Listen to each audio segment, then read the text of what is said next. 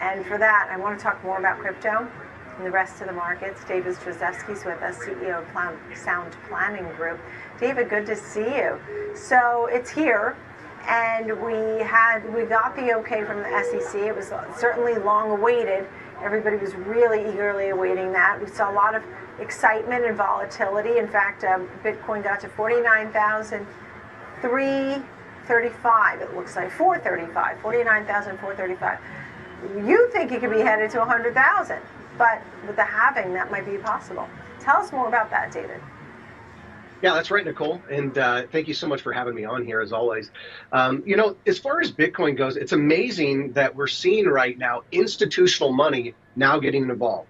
This is why the big setup and the stars are aligning, if you will, for Bitcoin to ultimately be rising right now.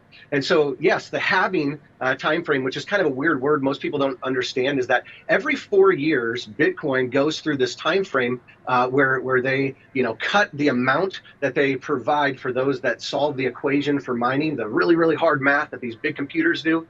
They cut it in half. And so that makes it more scarce, more expensive to produce. Ultimately, there's only 21 million coins available for those that don't know that. And this is important because well over 19 million of those have actually been mined already. So there's a finite amount. There's a limited amount. And actually, if you look at this even a little bit closer and you do a little bit of investigation, my personal understanding of who the founder of Bitcoin was is that he actually mined the first 1 million coins and then actually passed away. And there's this adage, if you lose your keys, you lose your crypto. And so I think that there are millions of these Bitcoins as well that are no longer actually able to even be in circulation as a result of people losing their keys. So this is just kind of a perfect setup as we get new institutional money in. We get this flowing through in an ETF, which is, I guess, probably less scary for the average retail investor. And it also opens up the world for us as investment advisors to be able to share this idea with the rest of the world. Although I've been kind of, quasi doing this for myself here for quite a while. And Bitcoin is one of those players that I'm personally paying some attention to. But yes, Nicole, I personally see Bitcoin having a phenomenal year. I think the toothpaste is out of the tube, and ultimately you can't stop what's already in motion right now. And this finite amount is coming at the right time as the U.S. dollar is getting weaker and things are changing.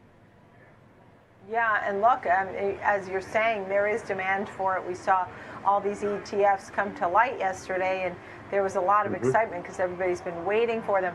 If someone were, and I know this isn't what you normally would recommend or do, but if someone were interested in this, what's the best way to have a hand in what could be some big moves, to your point? Yeah, absolutely. Well, stocks that have exposure, is it buying the ETFs? How should people do it? Well, great question. So it all comes down to cost. If you buy into the Grayscale mutual fund, I believe the cost is going to be 1.2%. That's higher than I personally pay because I own Bitcoin directly through Coinbase, and so there's no carry cost. If you end up going through, like a BlackRock as an example, they're looking at like 30 basis points or something like that, so significantly lower than the Grayscale mutual fund. So always be looking at fees as it relates to this. I think that direct investment is kind of the way to go. I'm personally going to hold on to these things, and I think that you're going to be able to get loans off of them long term. So this is important for the Bitcoin conversation. But if I could just be honest and slightly pivot here, these alternative coins that have been rising up, like Ethereum, Cardano, and others, are ultimately going to really be, I think, laying the infrastructure for what the world's about to be doing here in the future, because we can tokenize just about everything. And it actually creates a more efficient system where you're not dealing with as much fraud and things are authenticated in a way that I personally appreciate. And I think as others begin to understand, they'll appreciate as well. So really the big move on the upside for me, at least in my accounts, has been in these altcoins, not even the Bitcoin here, but Bitcoin's up 131% on the year. So that's great. Yeah. And, is there anything that could sort of derail this, right? If you have higher rates or lower rates, the Fed likely to cut rates this year, but there's still talk that we might have higher rates for longer or things like that. How do you see the economy going? Because that's part of the story. is how the rates will Yeah. go, because it's all based on the economy. We've got it in PPI and CPI, for example. hmm Well, if you think about Bitcoin or just anything else that's out there as an investment like this, it's an alternative. And what is it an alternative to? Well, I'd say probably an alternative to the U.S. dollar. So I would say that how I would answer that question would be, well, if our economy struggles, the U.S. dollar gets weaker, then that probably bodes pretty well for a Bitcoin or something like that. If we see a recession, it could be bad for risk assets like this. However, Bitcoin in the most recent year has become non-correlated to the S&P 500 or the Nasdaq, which it was pretty much moving one for one with in the past.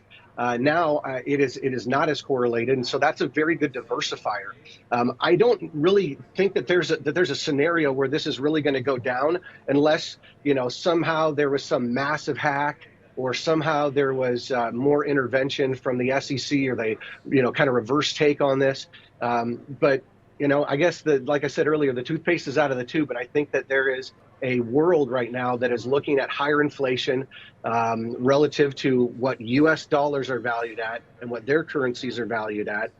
There's been an offsetting over the last number of years, and so to be able to have a currency that can fluctuate between those points in time, I think, is something that the world's looking at. And because Bitcoin was that first mover, it's likely going to get most of the attention, although I am very convinced that it is not the answer to all of life's problems. I'm very convinced it's not the currency of the future. I just think that it's an asset class that's finite, and I think the world's paying attention. Yeah. And then for opportunities, you do think that a name like AMD, right? You're watching some of the other names that could take on NVIDIA, AMD, Intel. You're also watching commodities, certain commodities as potential gainers too, right? Tell us about some opportunities that you think might arise. Okay, well, the one I'm most excited about, Nicole, is how we see biotech interacting with AI. Because there's really three things that biotech's going to be able to do here. Number one, we're already seeing this, is that AI is going to be able to look at manufactured drugs that we've maybe had for a long time. What can these things actually do? Are there other applications for it? And we're going to see, I think, some real big breakthroughs with older drugs being repurposed. The second thing that they're going to be able to do is they're going to be able to forecast out how these schedules are going to go in the research. And ultimately, that's going to work out really well, because they're going to be able to bring things to market, not for the $2.3 billion that it takes to take a drug from, beginning to market. I think they're going to be able to cut that down by thousands of percent. I mean, they're going to be able to do this in the less than $1 billion, area, especially as they continue to grow. And then I think you're going to probably see some real big partnerships go on here, where you're going to see kind of the science, and then those that run businesses collaborate, and there's going to be some joint efforts within that. Hopefully we get a lot of real big breakthroughs in cancer, maybe some big breakthroughs in things like COVID and things like that can make a difference to families, as we think that we're all been affected by these things. Yeah, I mean, how do you feel the consumer will hold up? I mean, because they do have some high costs that they face. Yeah, so you just nailed it right there. As the consumer goes, so goes the economy. Our GDP, our gross domestic product, what we produce, 70% of that is based upon what the consumer spends. Our consumers right now are in deeper credit card debt, at highest APRs that we've had in 40 years. We are not doing nearly as well. And I'll just put this out as a warning here. I'm very concerned about banks. I know your last guest just talked about banks. I'm very concerned about banks and what's happening within this credit market right now. And I'm foreseeing that credit cards are unsecured debt. And this is one thing that we need to understand differently than a home mortgage or an auto that can go and be repossessed in the event that someone does not pay. In the case of a credit card, that's unsecured debt. And so if you max that thing out and say, hey, guess what? I'm filing bankruptcy. See you later. Those banks are left just holding the bag. And unfortunately, with these high APRs and people, not making as much as they were, and we've got more people working second and third jobs right now, Nicole, it just does not look like a strong 2024. I don't think that the consumer can shoulder this economy in the way that it has in the past. And I don't believe that our printing and spending is going to be able to go without, really looking underneath the hood here, as Moody's is looking at downgrading us, and the BRICS nations are becoming critical of our debt levels, et cetera. So that's my thesis. And anyway, that's why I have commodities as a pick, and I think that we're entering a super cycle as well. Yeah, and you made some great point. And nobody should shop till they drop and then file bankruptcy. It's not a good plan. But I think you're right. I mean, it's true, because people have these credit card debts and all kinds of things, and then they can somehow weasel out of them too. David Stryzewski, it's great to see you, CEO of Sound Planning Group. David, thank you always. Great to see you. Great to be with you, Nicole.